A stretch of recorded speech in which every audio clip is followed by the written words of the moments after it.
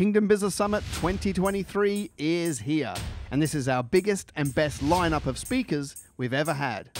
This event is 2.5 days of high-level, practical business training. The event is jam-packed with the tools you need to scale up your business and deepen your walk with the Lord. Over the 2.5 days, I will be bringing some business training as well as a hand-picked group of high-caliber speakers. There's a formal dinner where you can let your hair down and have fun with live entertainment. We will have a worship service where we get together, lift our arms, and praise Jesus.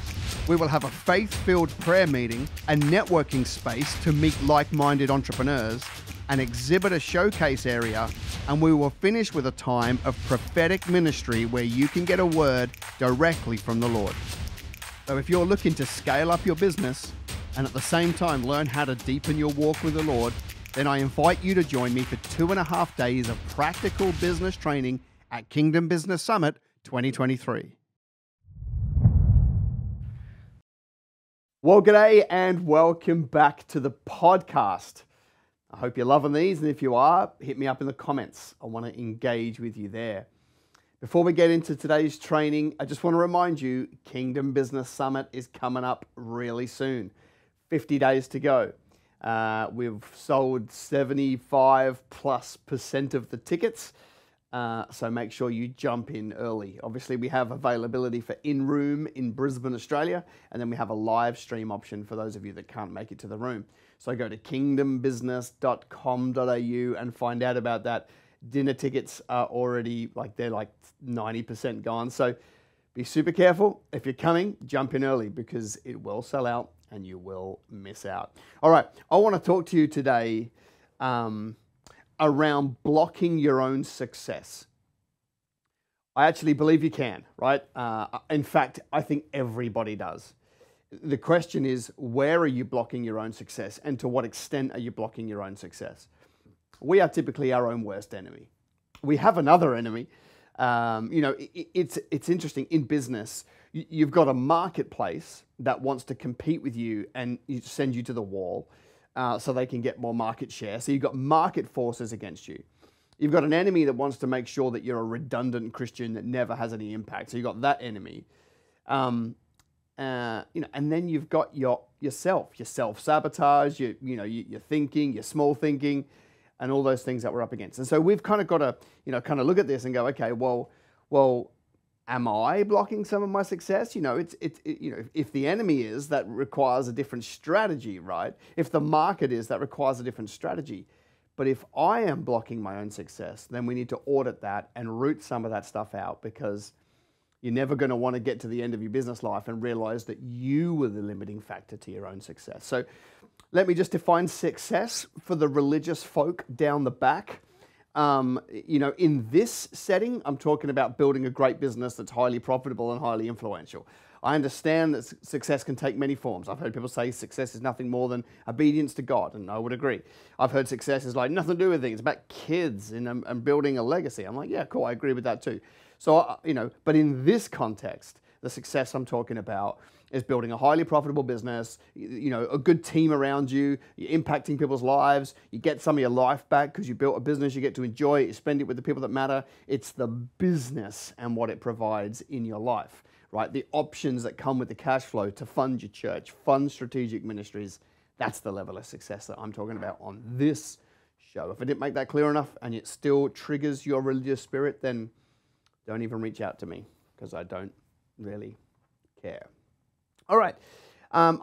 Basically, there's 3 questions that you want to ask yourself when it comes to working out, am I blocking my own success? Question number 1 is a question that you will ask to the Lord.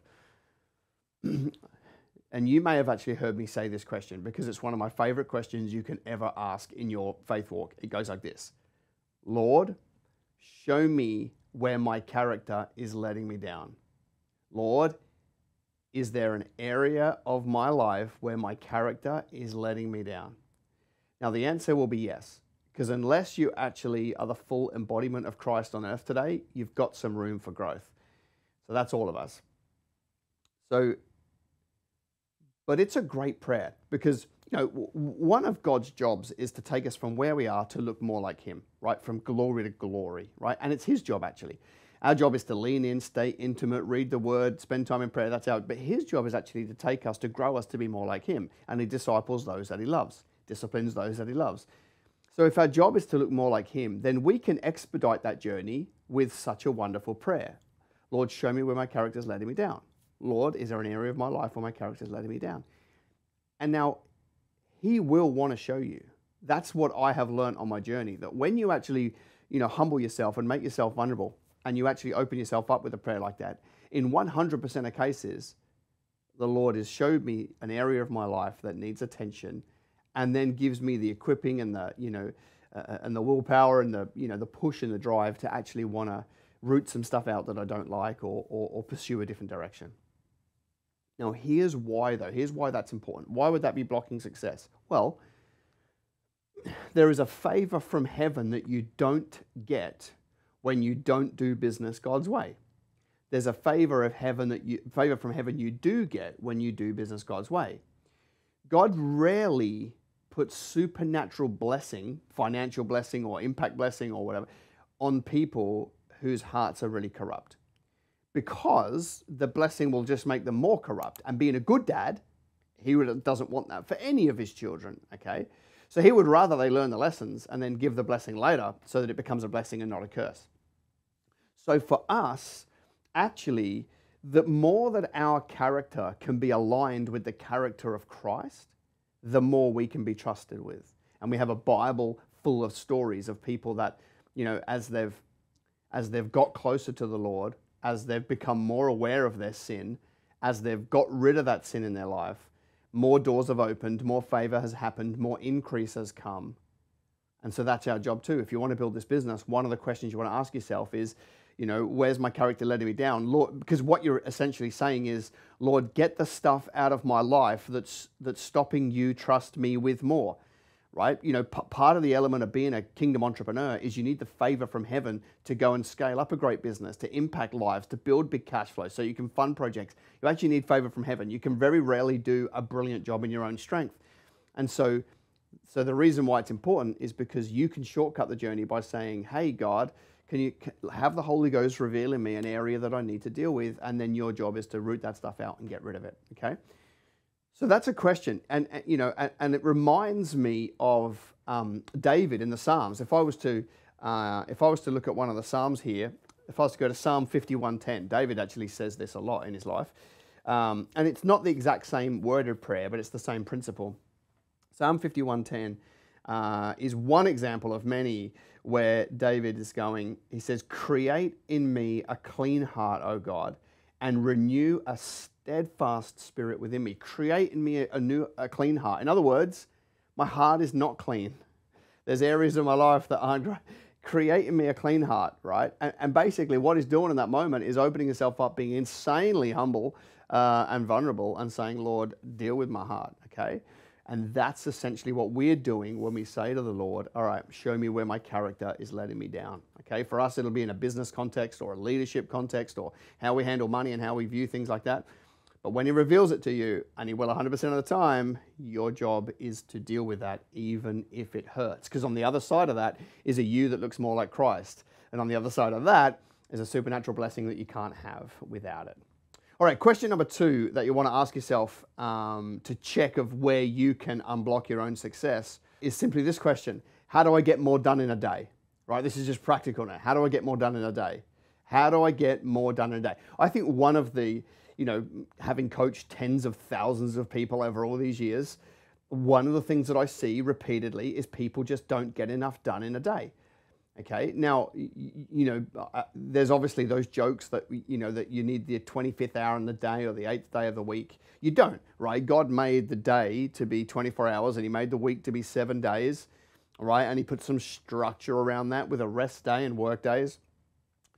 To think that you need 25 hours or 8 days in a week is actually, giving God the flip. Like he's made a perfect day for us. We've just got to fit in the things that matter. which are, building a business, being a husband or a father, being a husband, husband, wife, father, church member, whatever you've got in your life. There's a handful of things that matter, and you've got to fit those into your 24 hours. So you've got to sleep, you've got to eat, look after yourself, right?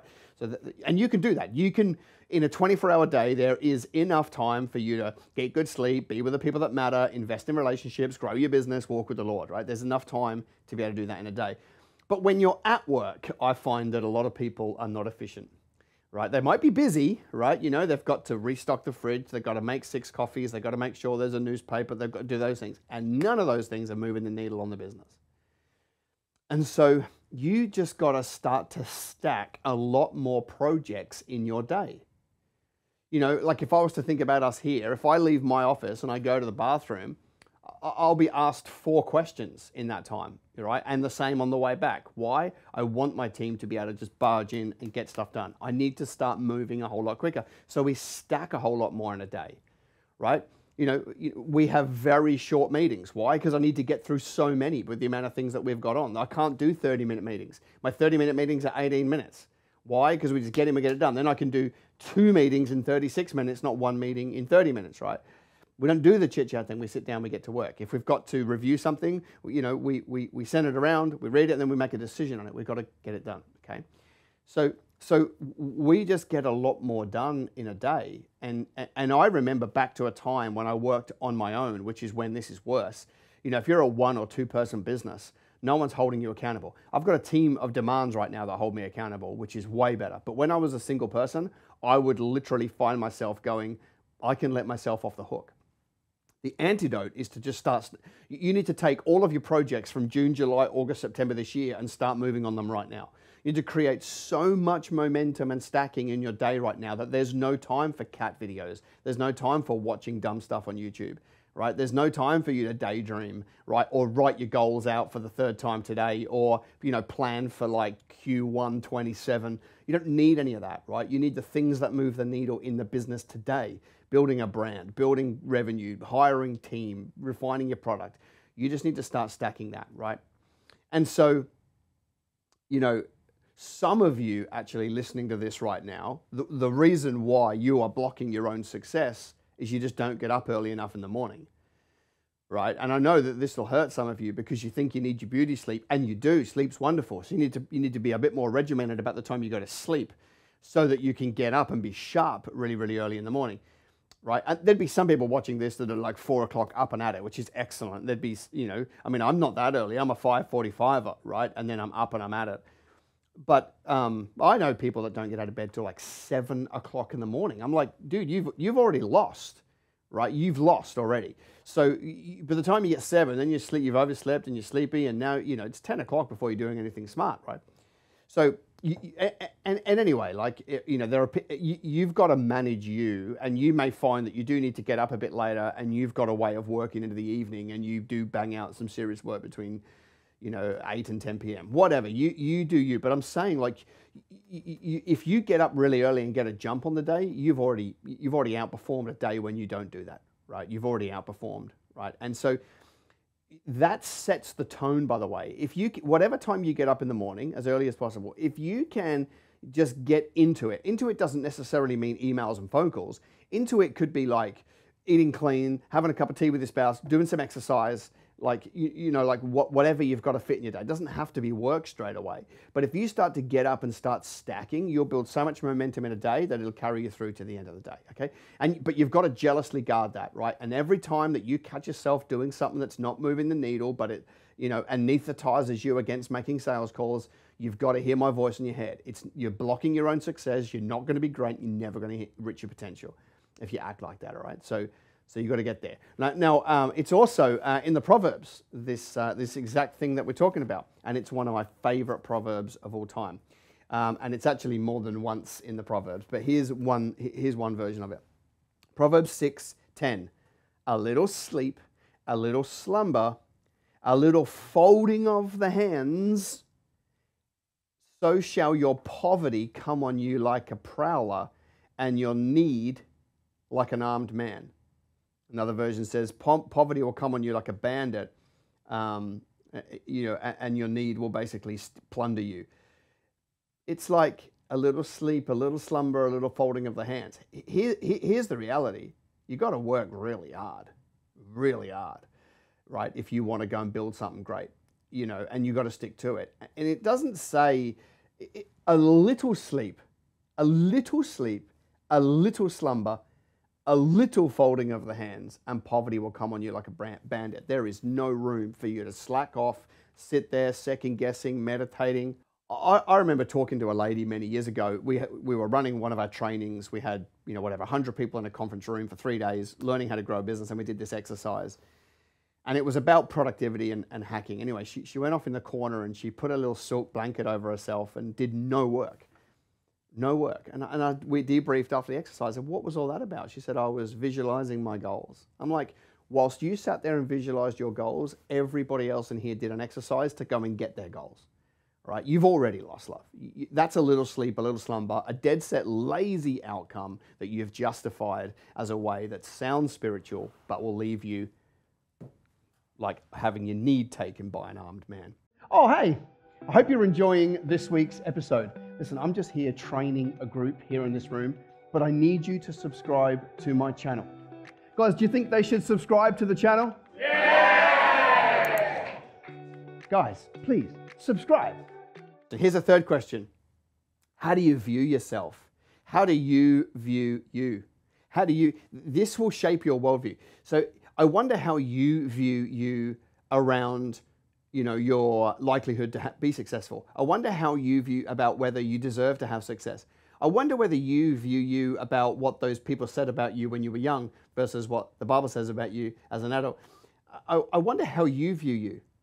See, one of the number one ways that you can block your own success is your own worldview. I don't deserve it. I'm too black, too white, too yellow, too tall, too short, too smart, not smart. Like we tend to run these stories in our head, but let me tell you, none of that's going to help you, right? Because I've got a Bible full of promises that'll make up for my weaknesses, right? So I wonder how you view you. I wonder how you view the world. Is money hard to come by? Is everything a hassle? Is the system stacked against you? Coming through COVID, how many times have we heard the system? It's like, yeah, there's a system. There's a system of a devil that's raping and pillaging the world that we live in today. Hallelujah, we're not staying here. We're going to a different place where he has no dominion. Well, doesn't have it here because Jesus took it, but you can give it back to him for your inactions or your actions. All right, let me preach a little bit. But ultimately, I wonder how you view your likelihood of success. See, I meet people all day long. Some of them are like, I'm going to go get it. God's on my side. Nothing can stop me. There's a whole world out there. There's billions of dollars. I only need a bit of it. Like, we're going to have a great year. I'm going to put in the work. I'm going to go and learn and then there's the other vast majority of the people who are second guessing. I'm not sure I'm meant to have money. I don't think this. My pastor said this. When I was in year 3, the teacher, said this. My mum took me off the potty when I was too young. The system's stacked against me. Money's hard to come by. Everybody's corrupt. There's those people. By the way, there's far more of the second group than there is the first, which is why very few people actually end up building a great, successful life. But it's how you view the world that will decide how this plays out. You have the chance to block your own success by your worldview and your internal dialogue. And we can see from Scripture that the same thing has happened many times in the past. I'm going to read a bit of a story to you. And you'll know this one. It's about the spies that Moses sent out to check out the promised land, and it is beautiful. I'm going to read a fair bit, okay? So catch this. So Numbers 12:13. And the Lord spoke to Moses, saying, send men to spy out the land of Canaan, which I'm giving to the children of Israel. From each tribe of their fathers you shall send a man. So there's one man from each of the 12 tribes, hence why there's 12 spies. Everyone must be a leader. So Moses sent them from the wilderness of Paran, according to the command of the Lord. All of them men were heads of the children of Israel. Now these were their names, right? And it doesn't really matter. But Reuben, blah blah blah blah blah blah, and you'll know Caleb and Joshua as the main men. Okay. Skipping who was the son of who. These are the names of the men whom Moses sent to spy out the land. Moses called Hoshea, which was actually Joshua, because Joshua is not actually named, and then it kind of corrects that a little bit later because they call him two things. Then Moses sent them to spy out the land of Canaan and said to them, go up this way into the south Go up into the mountains and see what the land is like, whether the people who dwell there are strong or weak, few or many, whether the land they dwell in is good or bad, whether the cities they inhabit are like camps or strongholds, whether the land is rich or poor, and whether there are forests there or not. Be of good courage and bring some of the fruit of the land. Like, give me some of the spoils. Now, the time was the season for the first ripe grapes. So they went up and spied out the land from the wilderness of Zin as far as Rehob, near the entrance of Hamath. And they went up through the south and came to Hebron and a bunch of other places.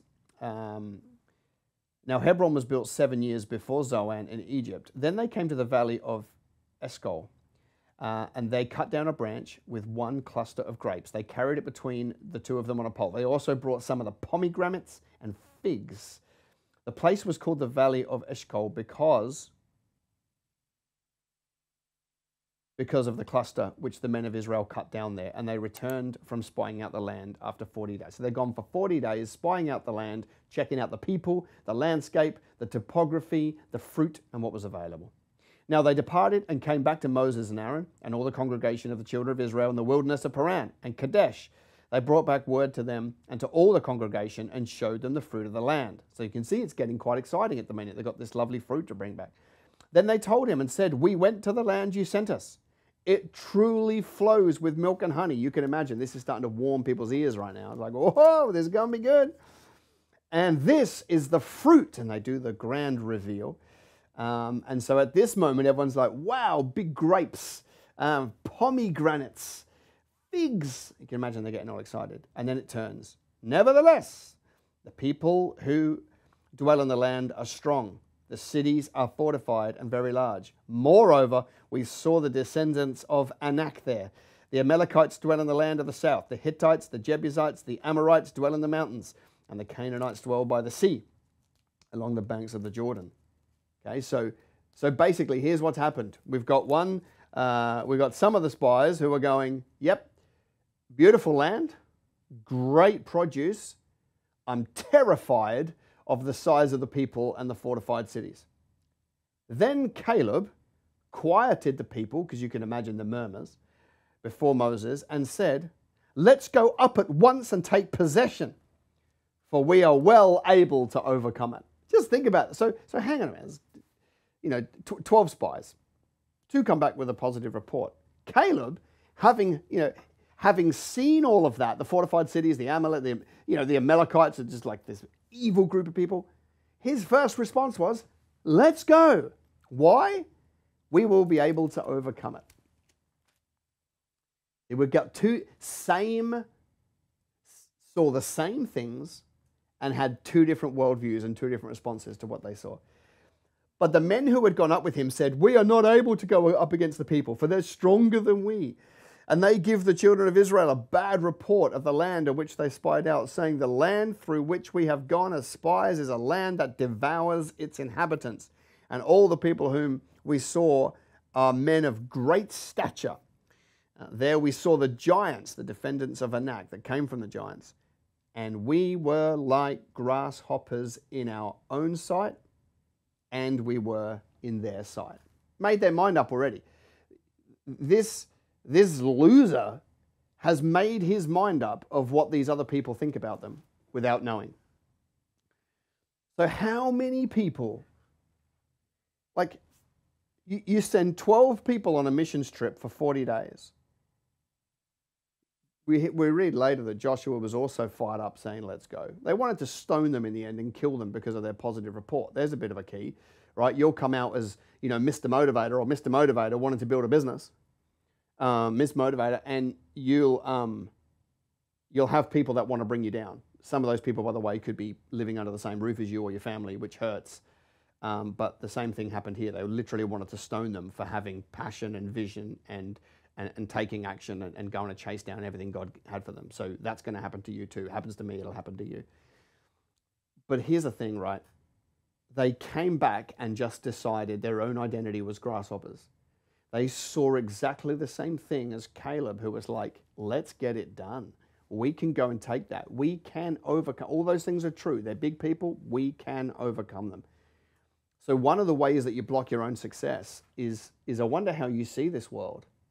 Have you already decided that you're up against it, that you're too something or not enough of something else? Have you already decided that the system's against you? Have you already decided that the world's sliding into an abyss and you can't make any money today? Have you already decided that because we have a Labor government or a left-leaning government that you can't succeed in business? Have you already decided that you don't come from the family? Have you already decided that God's angry at you? Have you already decided a whole bunch of stuff? Because if you have, you've already discounted yourself and you blocked your own success. We need more Calebs. We need that spirit of Caleb in you to be like, you know what? Yeah, they're big people. Yeah, they're strong cities. Yeah, they're superhumans. Yeah. They've got, they're big in stature. We'll overcome it. Me and God will overcome it. And if you find yourself doubting your ability, great, because the Lord will make up for what you can't do. But if doubting your ability means that you've already quit on your dreams or you've already decided to play small, you've already lost. And so the purpose of this episode is to get you to think about what you think about and actually start to see the world as your oyster and see the world as full of opportunities. Sure, there's problems everywhere. There's problems everywhere. But let me just tell you just a bit of facts. There's $13 trillion traded around the world every second. Around the world, $13 trillion gets traded every second. It's like, hang on a minute. See, that'll counteract the money's hard to come by. It's not hard to come by at all. You just got to get a product that's valuable, that people appreciate, and storytell around it, produce content and sales and marketing, and you'll get a bit of that money. Okay, it's not hard. Okay? It's just how you view it. And so, if you just decide to go from I see myself as a grasshopper to I see myself as a conqueror, that's where it starts. It then becomes you need a whole bunch of strategies to be able to grow up your business. But it starts with that decision of how you view yourself, right? And so my question for you is, how do you view yourself? And you can't answer me right now, which is great because you can go away and think about it.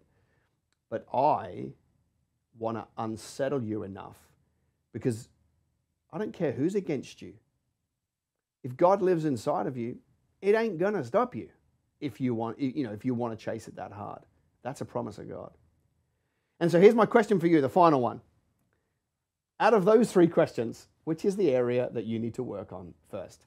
First and foremost, do you need to refine your character so that you can be trusted with more from heaven? Second of all, do you just need to get more done in a day so that you're more productive, so that you're moving the needle on the things that matter? You don't got time to second guess and watch dumb stuff. You're just active building a business.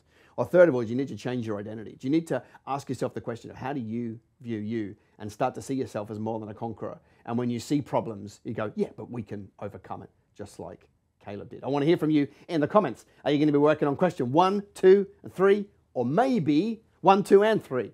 All right, we'll see how vulnerable you can be. All right, it's been great hanging out with you. Hope you have a ripper week, and I'll be back next week for another episode. Bless you.